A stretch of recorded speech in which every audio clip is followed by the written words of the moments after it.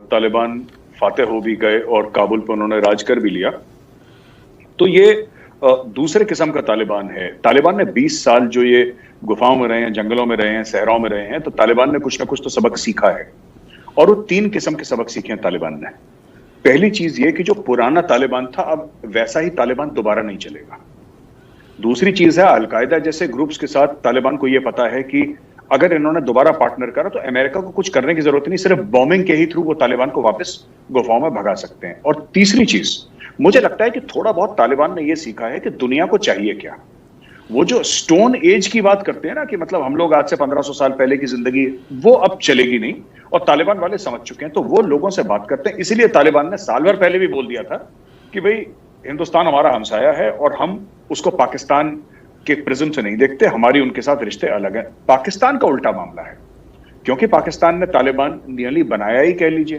पाकिस्तानी फौजी उसमें थे शुरू में, जो कि जिन्होंने तालिबान का गठन करा और तालिबान को जन्म दिया। और भी लोग थे जो तालिबान से एसोसिएटेड थे पाकिस्तानी आर्मी के। तो कहीं ना कहीं पाकिस्तान को ये ओवर कॉन्फिडेंस हो गया कि हम पठान जो हैं या पश्तून है हमारी जेब में। पश्तून तो आज तक वो तो सिकंदर की जेब में नहीं रहे, तो पाकिस्तान की जेब तो बहुत छोटी है जो ये समझ ले कि हम देखिए पश्तूनों से जीतने का सिर्फ एक ही तरीका है और वो तरीका हिंदुस्तान को आता है। पश्तूनों से आप तभी जीत सकते हैं जब आप उनसे दोस्ती कर लें, ठीक है। आप लड़के पश्तूनों को हरा नहीं सकते। अगर आपने ये सोचा कि आप लड़के पश्तूनों को हरा दिया या आपने आंखें दिखा दी या आपने बोला कि तुम्हें धमकाएंगे, तो फिर वो पठान किसी के काबू तो आने वाले हैं नहीं। वो कौम हजारों साल से किसी के काबू नहीं आई, तो अब कोई पाकिस्तान सोचे कि वो काबू कर ले, मुश्किल है। इंडिया वाला तरीका सबसे अच्छा है। आप जाएं, हाथ मिलाएं, इज्जत दें, इज्जत आपको मिलेगी। इसी तरीके से काम चल सकता है अफगानिस्तान में, और काम नहीं चल सकता। हमने अपने बंदे वहां पे नहीं डाले, बूट्स ऑन ग्राउंड। हमारे जो लोग हैं वहां पे मदद करते हैं। हमने कभी पश्तूनों को छोटा नहीं दिखाया। हमने बराबरी का हर समय रिश्ता चाहा है। और वो लोग, चाहे वो तालिबान हो, तालिबान हमसे क्यों बात कर रहे हैं? तालिबान इसलिए बात कर रहे हैं क्योंकि तालिबान को पता है कि ये लोग कैसे हैं, और तालिबान को ये भी पता है कि ये जो पाकिस्तानी फौज है वो लोग कैसे हैं। तो उनको साफ क्लियर हो गया, क्योंकि पाकिस्तान ने भी तो ये सेफ हाउसेज में उनके बच्चे पले बड़े हैं। किस तरीके से पाकिस्तान ने उनको जलील करा है। जो लोग आपके पेशावर में रहते थे, कराची में रहते थे और दीगर इलाकों में, क्वेटा में रहते थे, ये सब तो किस तरीके से करा है। तो they know this is a new Taliban. मैं ये नहीं कह रहा कि वो बिल्कुल 21st सेंचुरी के में उनका दिमाग आ गया और मॉडर्न हो गए, मैं ये नहीं कह रहा। वो है वैसे की वैसी जैसे पहले थे, लेकिन थोड़े से उनके दिमाग की खिड़कियां खुल गई हैं। It's not business as usual. 20 साल पुराना तालिबान नहीं है। मैं ये कह रहा हूं कि there has been much change in the way of thinking and in the way of dealing with the world, और ये नजर आता है साफ। फिर देखना क्या होगा, फिर तो इंडिया का रहना वहां पे मुश्किल हो जाएगा।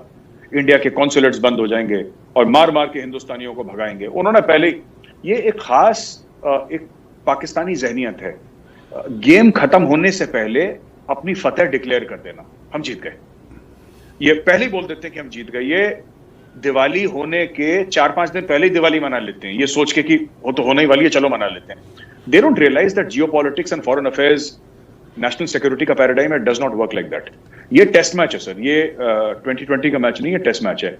जब तक आखिरी गेंद नहीं बॉल होती, आपको नहीं पता कि कौन जीता कौन हारा। तो पाकिस्तान बड़ा सदमे, क्योंकि अटैक्स हो रहे हैं इनके ऊपर। हर रोज पाकिस्तानियों के फौजी मारे जा रहे हैं। ये कौन है?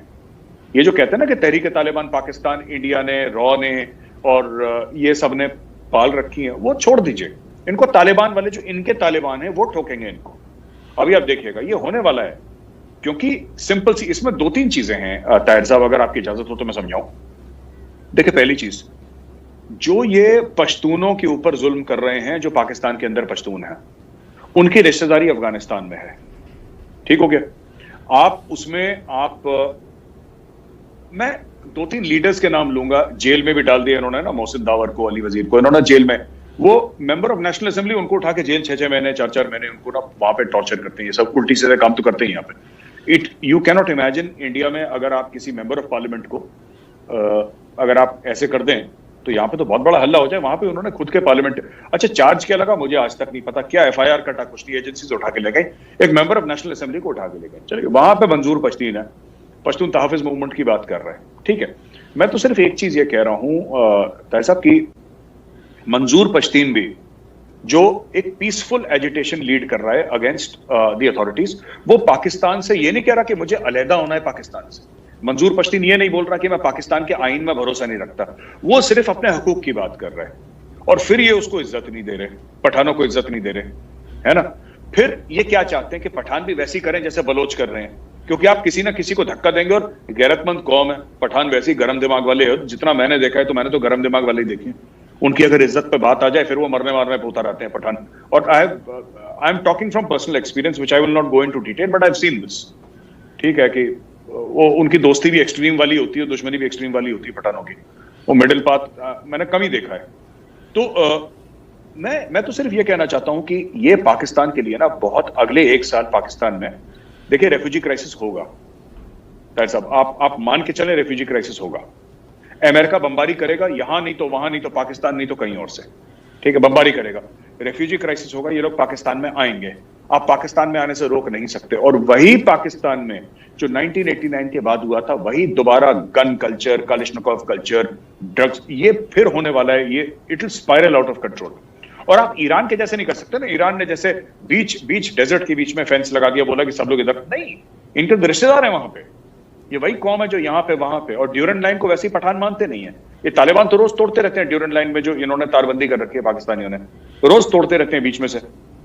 मैंने वीडियो भी पोस्ट करा था एक साल पहले शायद, और 8-10 महीने पहले मैंने ट्विटर पे वीडियो भी डाला था, जिसमें वो लोग, या फेसबुक पे डाला था, कहीं ना कहीं डाला था, कि where they were breaking that wire and the fencing. तो वो तो मानते नहीं, और तालिबान भी नहीं मानते। तो जो बेसिक चीज है, देखिए, आप अगर ड्यूरेंट लाइन को हटा दें, ठीक है तार साहब, अगर आप एक बार ये समझ लें कि जो तालिबान कह रहा है कि हम ड्यूरेंट लाइन को नहीं मानते, इसका मतलब आप डायरेक्टली पाकिस्तान की सोवरेनिटी पे अटैक कर रहे हैं। क्योंकि वो तो कहते हैं कि पेशावर ग्रेटर अफगानिस्तान का हिस्सा है। वो पूरे फ्रंटियर एरिया जो आपका है, पूरे फ्रंटियर एरिया चाहते हैं। अच्छा, दूसरी एक और चीज है, बलोचिस्तान में 60% से ज्यादा पॉपुलेशन है वो पश्तून है, वो बलोच है ही नहीं। तो जब वो उस पे आते हैं क्लेम करने में, तो फिर वो पूरा क्लेम करते हैं, सिर्फ इलाका नहीं, एक तहजीब के तौर से, एक लैंग्वेज के तौर से, एक कल्चर के तौर से। So these are basically Pashtun areas, है ना, जिस पे पाकिस्तान अब बैठा हुआ है काबिज होकर। ठीक है, कोई बात नहीं, बैठा हुआ है। लेकिन अगर ये सोचते हैं कि तालिबान को ये कठपुतली की तरह नचा लेंगे और तालिबान को बोलेंगे कि उठो तो उठ जाएगा तालिबान और बैठो तो बैठ जाएगा, अब वो तालिबान नहीं ना। They are going to hit back and they have already warned Pakistan. वो बेसिस के बारे में उन्होंने धमकी दे दी है ना। ये पाकिस्तान के अंदर नाश कर देंगे पूरा पाकिस्तान का तालिबान वाले, अगर पाकिस्तान अपनी हरकतों से बाज नहीं आया तो। आपने भी पीछे कहा